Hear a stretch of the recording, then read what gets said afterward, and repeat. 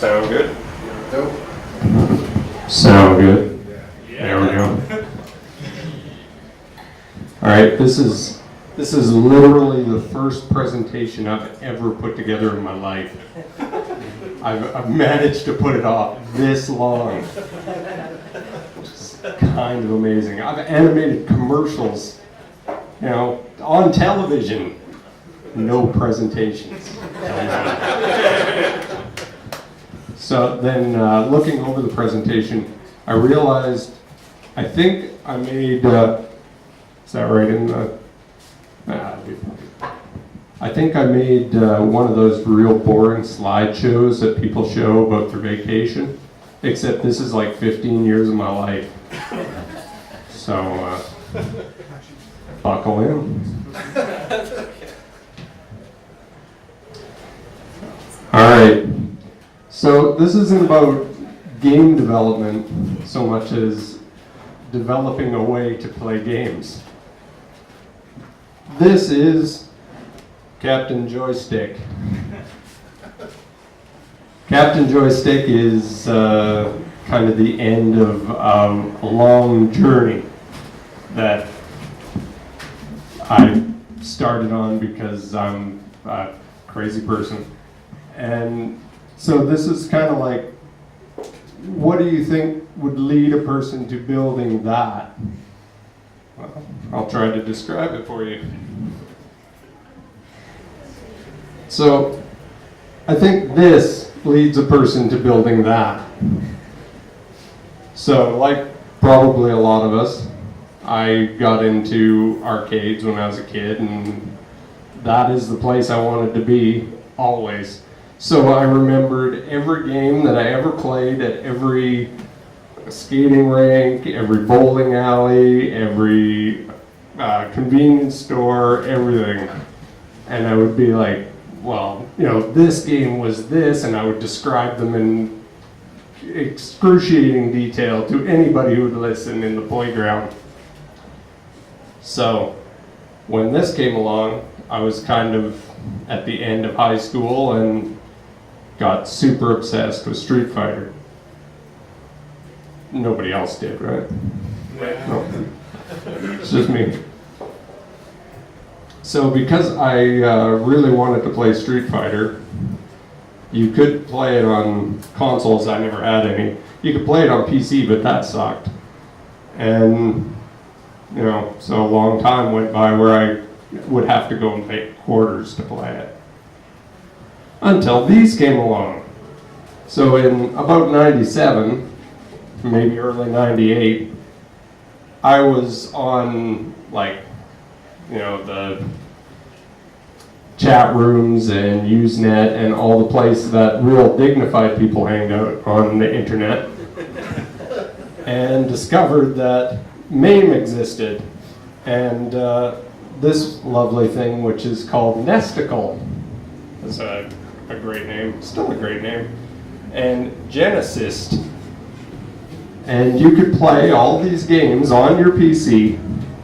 So I dove in, and on my dial-up network on the farm, where the farm phone line is spotty at best, so having a data connection run through the middle of the night, it could take 2-3 weeks to pick up half of a game. So, but I was dedicated to it, so I stored all these on my zip drive, and away I went. So that led me to, when I was in animation school, I decided, well, I need a joystick to play these because I've been playing them on my keyboard or on a gamepad, and that's not where it's at. And I found that there was a place called Half Controls, and they would sell arcade sticks, the ones that are in the arcade machines, to any plebe willing to pay the money to get one. So I was a plebe, and I went and I got one, and I got some of these, and I read all the documentation. There was a lot more than that, and figured out how to set up all this stuff. And I grabbed a whole bunch of scrap wood that was real terrible, and cobbled together an arcade stick. but it wasn't, there was a lot of things that people said you should do, so I didn't do those. I did, maybe if I take my gamepad and I pull it apart, I can wire it up. So I took a gamepad.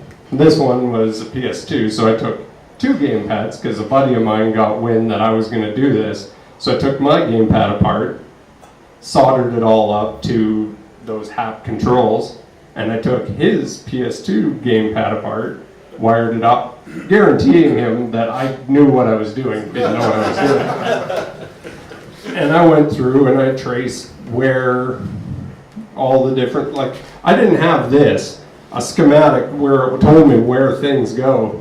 I just ran my finger along the board and figured out this connects to this connects, and I soldered it all up, and I think it was probably only 2-3 tries, and had it all wired up and ready to go. And so I had a stick and he had a PS2 stick, and we started playing games with them, and that worked real great, other than mine looked like garbage.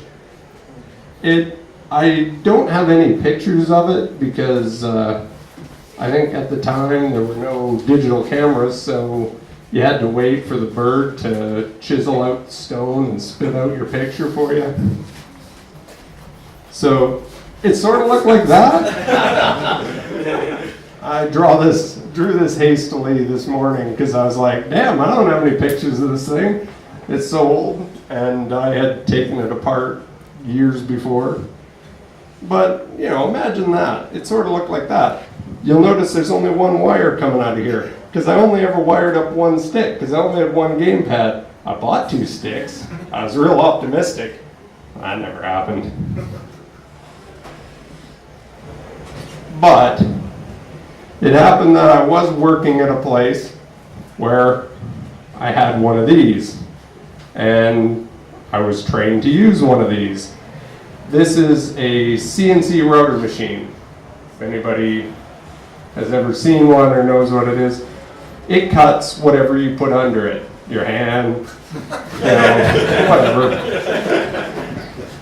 So you put in the pattern and you send it around, it does the job for you, and it cuts out, wood and plexiglass, whatever. So that led to this. Again, realizing I didn't have any pictures of this beforehand because I didn't think about documenting any of this. I was just building. So I planned out all the stuff to make this into a cabinet. This is after I've finished painting it, and then realized, oh damn, maybe I should have taken pictures of this while I was putting it together. And that wasn't going to happen. So the first picture of it is when it's all done. And these are all separate layers that were all cut out and glued together of MDF, and there's a piece of acrylic on top, and it was all carved out and stuff in, kind of the off hours when I wasn't actually supposed to be there, but that didn't matter. And just a close up. You'll notice the buttons on here and that other one kind of look the same, the drawing of the other one. Because I had ripped that all apart because I knew I was building this. So I pulled it all apart, threw away the pieces of garbage wood, and then put this together. Still didn't have the gamepad and everything hooked up, so I had one for a while. And I took a real cool shot because I thought this looked real cool. And then partway through, my cousin thought, hey, you make these game sticks? I'd like a game stick. So I said, okay, I'll give you a game stick. And then I didn't buy any more sticks, so I cut more of these.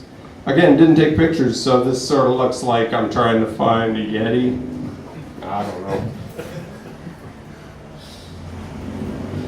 So this is the second one, the one I made for my cousin.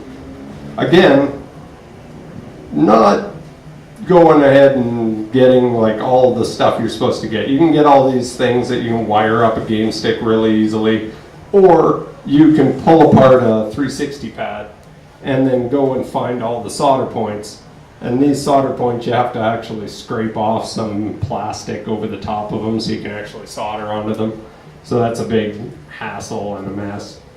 But, you know, you solder up a few dozen points like that, and you get sort of good at it.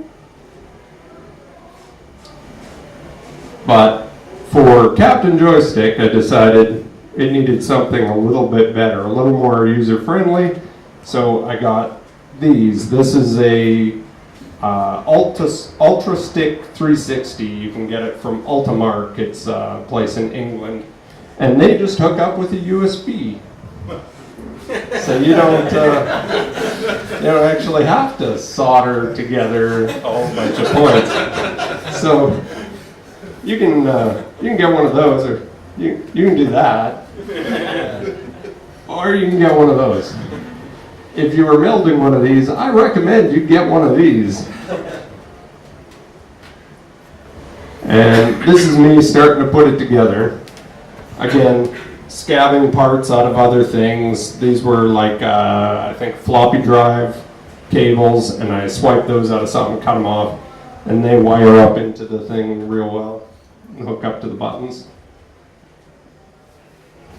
And that is my garbagey wiring job.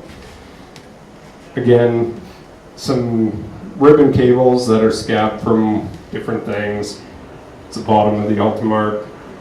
And you wire up, the stick actually controls all the buttons and everything. It can hold up to 16 buttons, I think.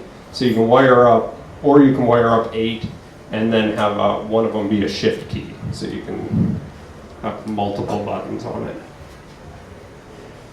So till this very day, it hasn't been running because I've had to hook it up to either this laptop or another small laptop I have.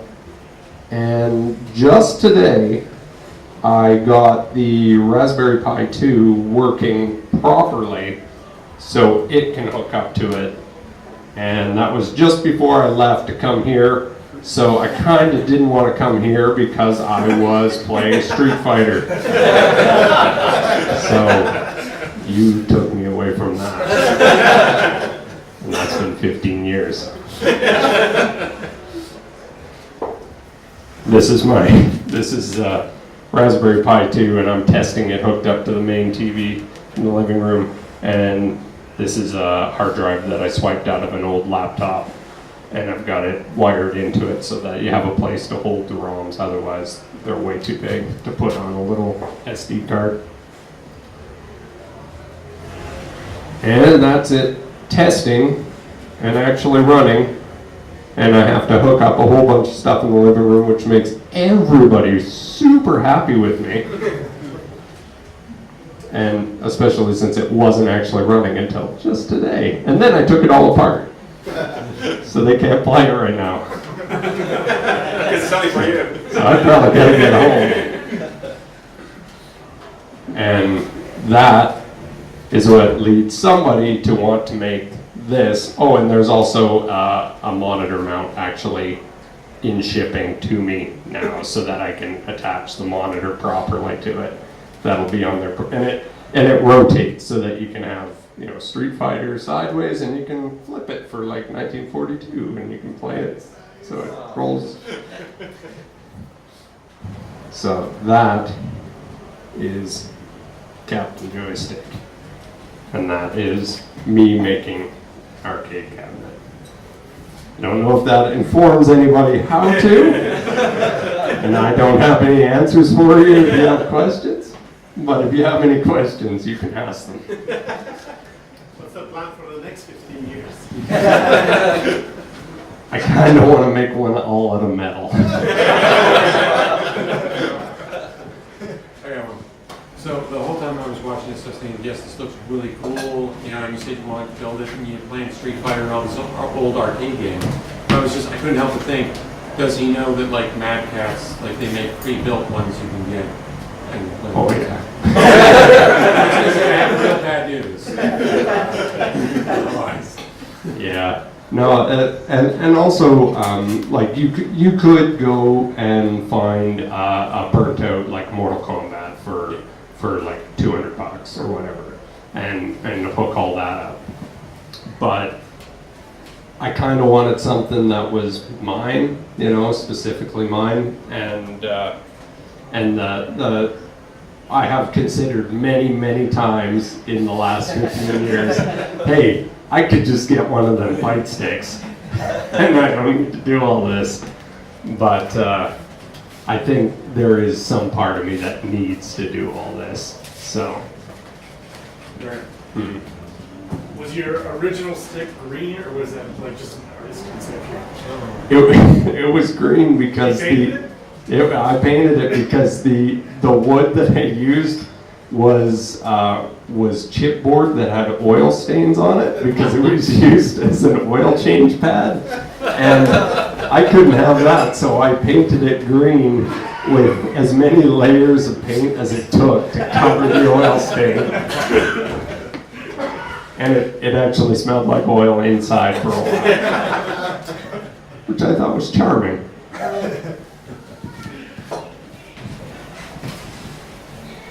That's all? Okay.